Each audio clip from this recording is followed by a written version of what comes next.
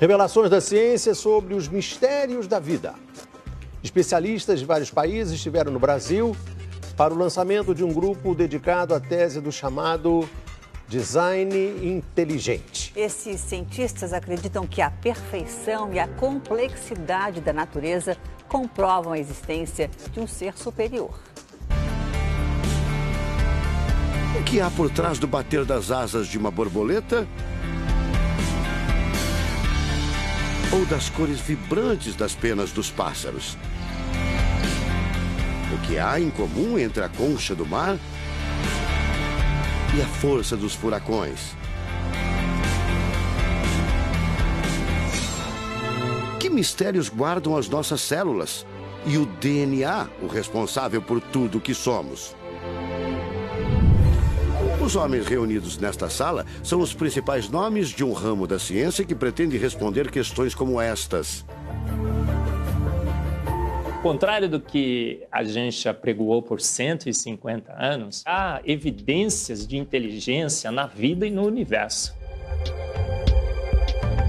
Eles são estudiosos do chamado design inteligente, uma linha de pesquisa que acredita que a complexidade da vida e a perfeição da natureza comprovam a existência de um ser superior. A vida foi feita pronta, o universo foi feito pronto, planejados por um ser extremamente inteligente, com design, com arte, com perfeição. Marcos Eberlin coordena o Núcleo de Pesquisa em Ciência, Fé e Sociedade, recém-inaugurado por uma das maiores universidades de São Paulo, em parceria com instituições americanas. Outro defensor do design inteligente é o doutor em bioquímica e professor americano Michael Behe.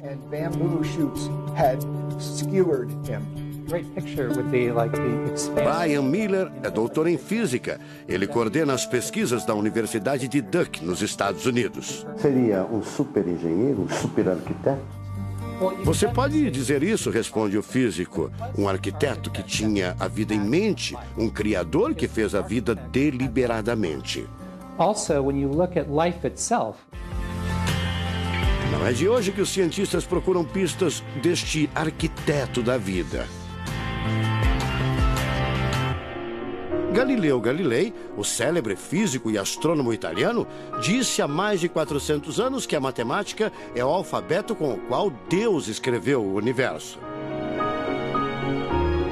A matemática se dedica a provar que tudo no universo segue uma lógica. Mas foi ainda antes, na Idade Média, que outro italiano, Leonardo Fibonacci, decifrou parte deste alfabeto. Ele descobriu um padrão numérico que se repete em quase tudo na natureza. Em homenagem a ele, o padrão passou a ser conhecido como sequência de Fibonacci, uma sequência lógica de números que pode ser expressa em formas geométricas. Em cada quadrado, a gente consegue construir arcos, são aquelas linhas tortas, né? A gente consegue ligar um arco com o outro. Quando você liga um arco, um outro arco, um outro arco, um outro arco, um outro arco, e vai seguindo um outro arco, pensando no próximo quadrado, um outro arco. Essa aqui é uma figura que é uma espiral, chamada espiral de Fibonacci. E essa espiral aparece em diversos lugares do nosso cotidiano. Aparece, por exemplo, na nossa orelha. O formato da nossa orelha é exatamente essa espiral. Uma coisa interessante, aparece no nosso rodamuinho do cabelo aqui. É o mesmo formato que aparece aqui. Que é o mesmo formato que aparece naquela concha do mar, tal do Nautilus, né? Que é o mesmo formato que aparece nas estrelas do universo. Que é o mesmo rodamuinho que forma quando tem um furacão. A sequência de Fibonacci foi encontrada também nas ondas do mar, nas pétalas das rosas, na distribuição das sementes do girassol e até nos hexágonos da casca do abacaxi. Mais uma comprovação matemática da existência de uma mente inteligente por trás da criação seria o chamado número de ouro, ou proporção áurea, representada pela letra Φ.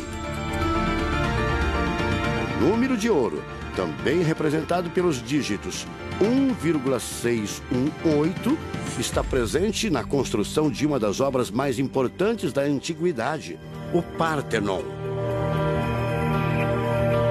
Foi usado por Leonardo da Vinci na Mona Lisa, o quadro mais famoso do mundo. Essa regra do número áureo, ela vem, né, aparece no Fibonacci e aplica em um monte de situações. E é legal que os gregos percebiam isso, eles associavam isso muito com a ideia de perfeição. Ele está presente nas asas das borboletas e até nas medidas do corpo humano. Se você pegar a sua altura e dividir pela distância do seu umbigo até o chão, vai dar aproximadamente 1,6. Um φ. Vai dar 1 φ também. Se a gente abre os braços, né? Calcula a distância da ponta de um dedo até a ponta do outro dedo. Então vai ser desse dedo maior aqui, no dedo médio, até chegar ao dedo médio. Se eu pegar essa distância e dividir pela distância desse dedo até esse ombro aqui, vai dar 1,6 de novo. De tudo na natureza, o que mais impressiona os cientistas são as células, a chamada unidade básica da vida. São as menores partes que compõem os seres vivos, vegetais ou animais. O corpo humano é formado por cerca de 100 trilhões de células que dão origem a tecidos e órgãos. We cannot be accidentally caused. Life is not an accident. O americano Douglas Axie estuda biologia molecular há mais de 25 anos.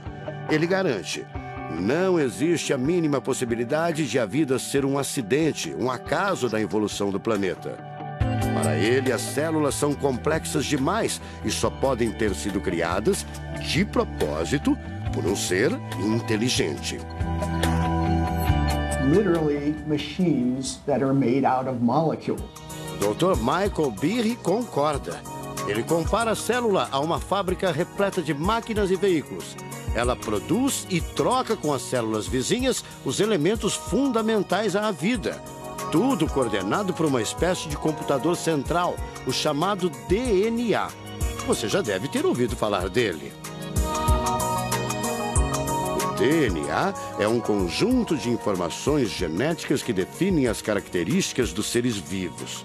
Entre os humanos é o DNA que informa o sexo, a cor da pele e do cabelo e o formato do rosto, entre outras coisas. São 6 bilhões de informações condensadas numa estrutura microscópica extremamente eficiente. O presidente da Sociedade Brasileira do Design Inteligente considera o DNA o mais avançado código de que se tem notícia. A gente tem a molécula de DNA como um modelo. Por quê? Porque quando a gente descobriu essa molécula, a gente viu que é uma molécula fantástica, maravilhosa. E ali evidências e mais evidências de que uma mente inteligente projetou a vida. Porque é o software da vida. E esse software tem o quê? Tem ali um código. E a gente sabe que códigos emanam de mentes inteligentes.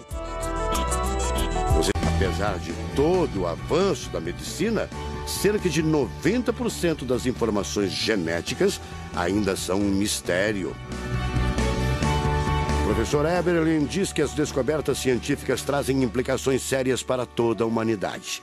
Mas cada vez mais reforçam os argumentos de quem acredita no design inteligente, a assinatura de uma força superior. A gente vai ter que entregar essa informação para a filosofia e para a teologia. E a gente agora, como bons filósofos e teólogos que todos somos, a gente vai colocar a nossa filosofia e nossa teologia em cima desse dado científico e optar pela melhor opção.